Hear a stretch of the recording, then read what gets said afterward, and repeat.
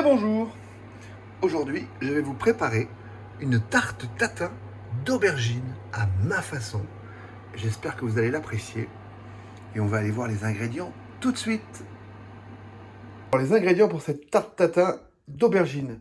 Comme je vous le disais, j'avais des aubergines, ce qu'on appelle des fonds de frigo. Pas très belles, mais moi, il n'est pas question de jeter quoi que ce soit et ça ira très bien. Donc, pour cette recette, il nous faut évidemment des aubergines, des tomates cerises, du basilic, du parmesan, un oignon, de la feta, de l'ail, du poivre, du sel, de l'huile d'olive et du miel. Et on peut commencer notre recette. Pour commencer, je vais déjà les nettoyer. Enfin, les nettoyer, je les ai déjà nettoyés, mais enlever la tête, cette partie-là. Et après, je vais les couper en tranches. Voilà, mes aubergines, ça c'est prêt. Donc je vais choisir ces deux-là et je vais les couper en tranches. Alors, en tranches fines, je vais vous montrer. Je dis fine, c'est ça. Hein. C'est moins d'un demi-centimètre. Voilà. J'ai mis mon four en préchauffage. Allez, c'est parti. Voilà, mes tranches sont coupées. Ça, c'est de mes deux aubergines que j'ai mis de côté. Alors, je vous explique. J'ai fait des tranches comme ça parce que je vais, pour ma tatin, je vais disposer mes tranches comme ceci quand je les aurai fait cuire.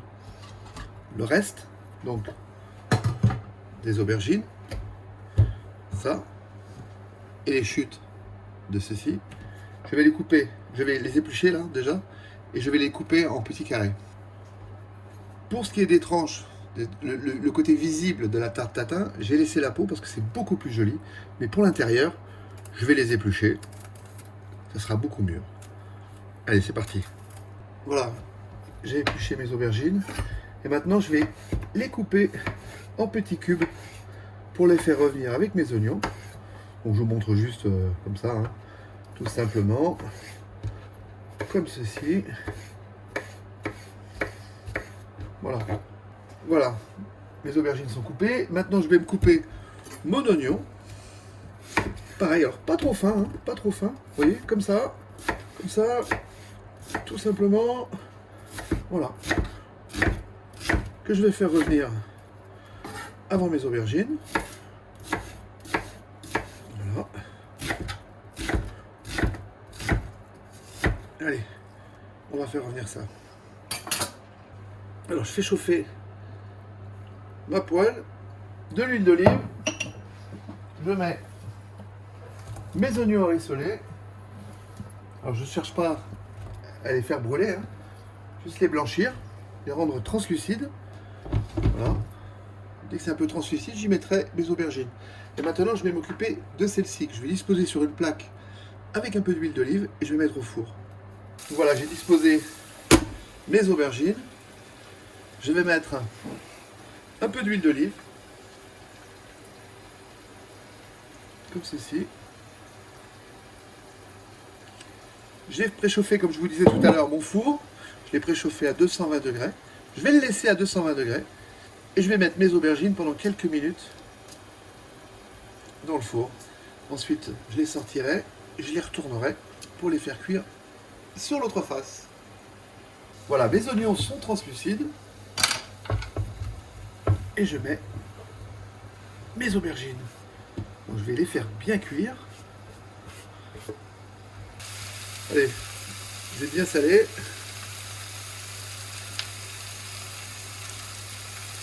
Voilà. Et poivré, pareil.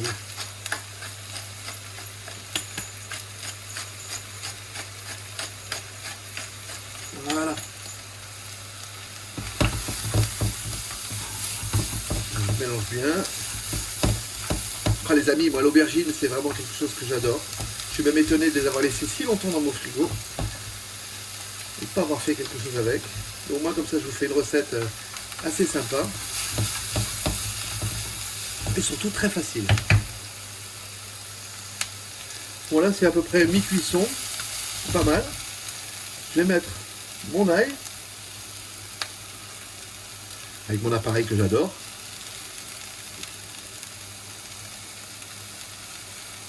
Hop là.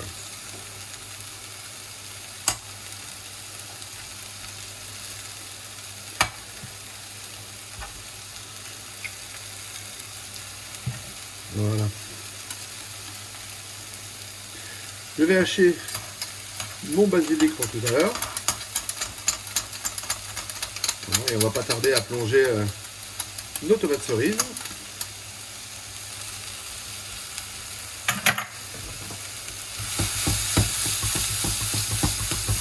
Vous allez contrôler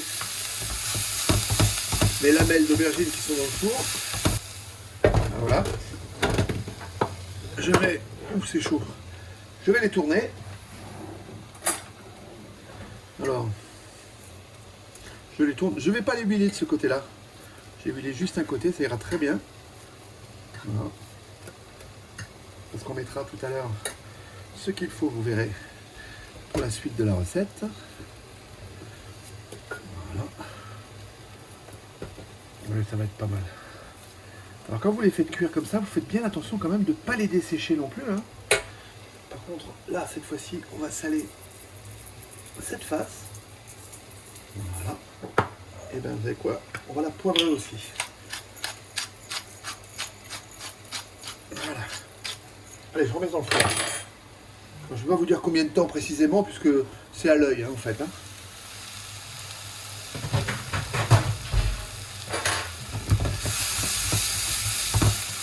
Voilà, par contre, là, il est temps de mettre nos tomates cerises. Alors, en barre de tâches, en bas, je vous mettrai toutes les quantités, évidemment, comme d'habitude. Hein. Alors, sachez que pour cette recette, j'utilise du basilic.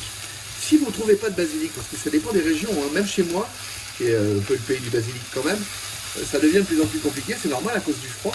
Donc, si chez vous, vous n'avez pas de basilic, vous vous inquiétez pas. Les herbes de Provence, on en trouve partout, et vous pourrez mettre des herbes de Provence à la place. Et pour les tomates cerises, c'est pareil. Si vous n'avez pas de tomates cerises, ben vous prenez une tomate, ou deux tomates, ou alors une belle tomate, et vous coupez des petits cubes, pas trop petits, parce que quand même, j'ai mis les tomates cerises parce que je veux que ça reste entier et qu'en fait ça éclate en bouche quand on va manger notre tatin.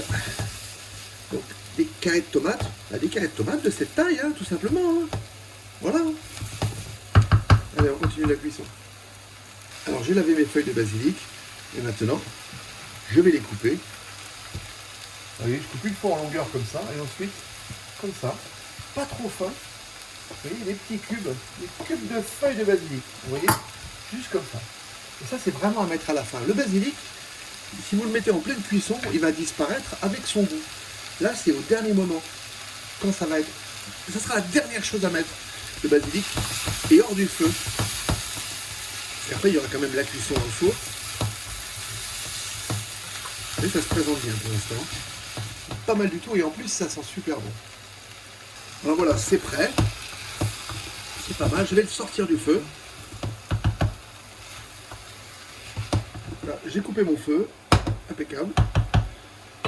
Je vais égrener mon fromage, ma feta, comme ceci, à l'intérieur. J'ai sorti mes lamelles d'aubergine du four. Je vais vous les montrer. Alors la feta, vous savez, on achète des petits paquets. Et ben c'est un petit paquet entier. C'est super bon la feta. La mozza avec l'aubergine. C'est vraiment très bon. Voilà. Je cherche un peu à la casser de cette manière. Et sans la broyer non plus. Allez, ça c'est bien. Alors regardez, là je mélange comme ça. Donc j'ai coupé mon feu, hein, on est d'accord. Je mélange comme ça. Voilà, ça suffit largement. Voilà. Et là je rajoute mon basilic. J'ai gardé une feuille, une grande feuille, un peu pour la déco tout à l'heure, par-dessus. Et là, je parsème mon basilic. Vous voyez, tout ça, ça se fait hors du feu. La feta, le basilic. N'oubliez pas de goûter, de contrôler, c'est très important, vous le savez, vous le faites déjà, c'est de contrôler si c'est assez salé. Voilà. Et pour le poivre, c'est pareil. Voilà. Et là, je l'enlève. Maintenant, on va s'occuper. Regardez, j'ai donc pris une petite poêle, du papier sulfurisé, que j'ai coupé. Et là, je vais prendre mon miel, une belle cuillère comme ça, et je vais faire comme ceci. Vous voyez, l'histoire de caraméliser un peu tout ça, ça va être fantastique. Je vais rajouter, malgré tout, malgré que j'ai du basilic, je vais rajouter une petite pincée d'herbe de Provence. Voilà. Allez, c'est parfait. Ça suffit largement. Regardez, vraiment pas grand chose. Allez, ça fait 2 petites pincées, vraiment 2 minuscules pincées. Voilà. Donc là, maintenant je vais disposer, vous voyez, mes aubergines. Elles sont pas tout à fait cuites, elles sont cuites, mais comme elles vont cuire encore au four pendant au moins 40 minutes, je vais les disposer comme ceci. C'est certainement la chose la plus difficile à faire sur cette tatin. Donc ça veut dire que vraiment c'est pas compliqué. J'ai fait mon calcul avant, normalement, je vais tomber pile poil avec mes aubergines. J'espère que mon calcul est bon. Parce que moi, un plat, je veux bien qu'il soit bon. Mais franchement, je veux qu'il soit beau.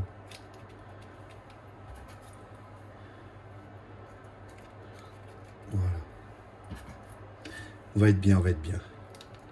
Donc vous avez vu, je fais chevaucher mes tranches d'aubergines. C'est vraiment important.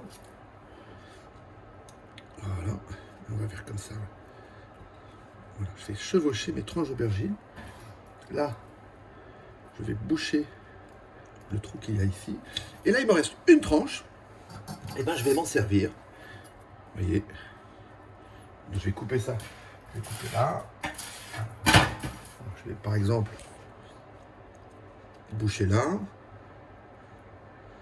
Boucher là. Et boucher ici. Voilà. Vous avez vu? C'est super simple. Maintenant, qu'est-ce que je vais faire? Vous vous rappelez qu'il y avait du parmesan? Et ben, mon parmesan, il est là. Il y a environ 50 grammes. Et je vais parsemer le parmesan comme ceci sur mes aubergines. Le parmesan et l'aubergine, je vais vous dire que ça, c'est une association magnifique. À partir du moment où il y a un petit peu de tomate, c'est magnifique. Et maintenant, on va mettre notre préparation. Alors,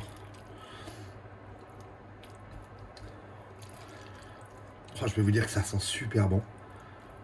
Ça, c'est une belle recette.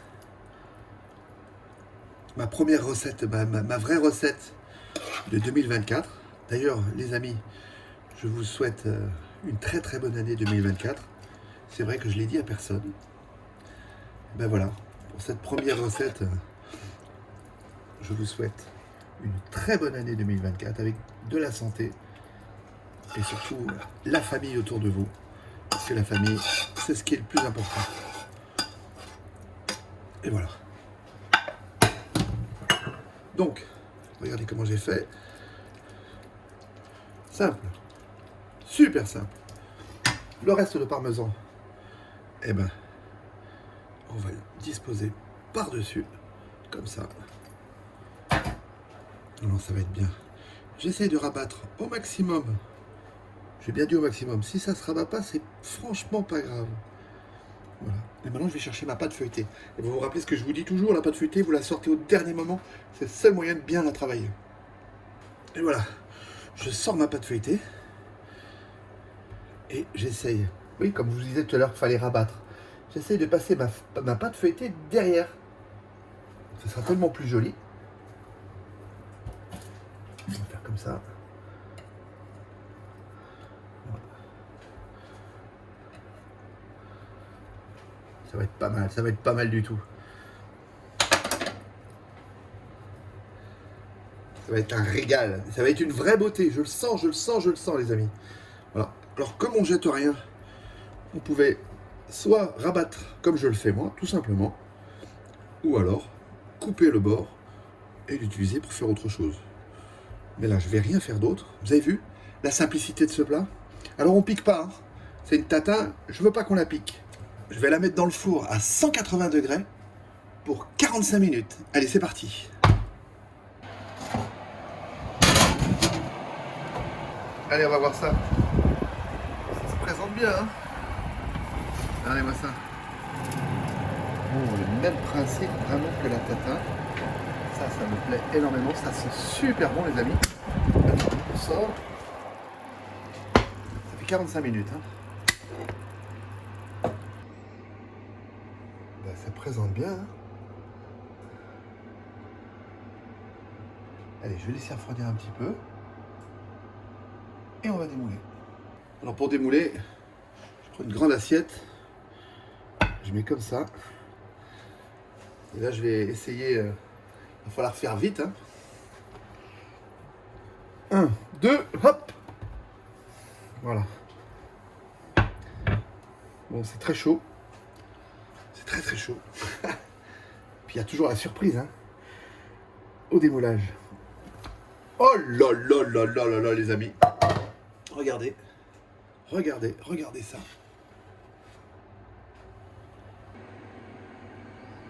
Voilà. Ma tatin d'aubergine. Vous voyez quand vous soignez la présentation tout de suite, comme c'est beau. Et je peux vous dire que ça sent super bon. Et c'est pas une phrase en l'air. Vraiment, vraiment, vraiment.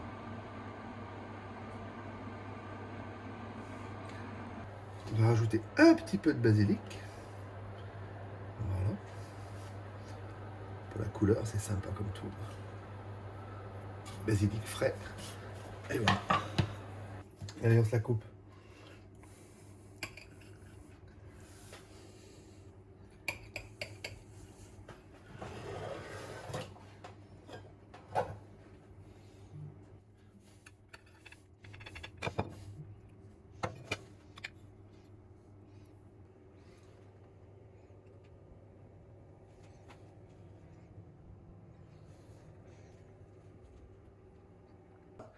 C'est sur cette recette de tarte tatin façon Fredo Cuisto que je vous souhaite un bon appétit, que je vous dis à bientôt. N'hésitez pas à m'envoyer des messages, vous savez que j'y réponds. Et si ça vous plaît, envoyez-moi des likes. Et si ça vous plaît que vous n'êtes pas abonné, eh bien abonnez-vous et venez voir toutes mes vidéos. À bientôt.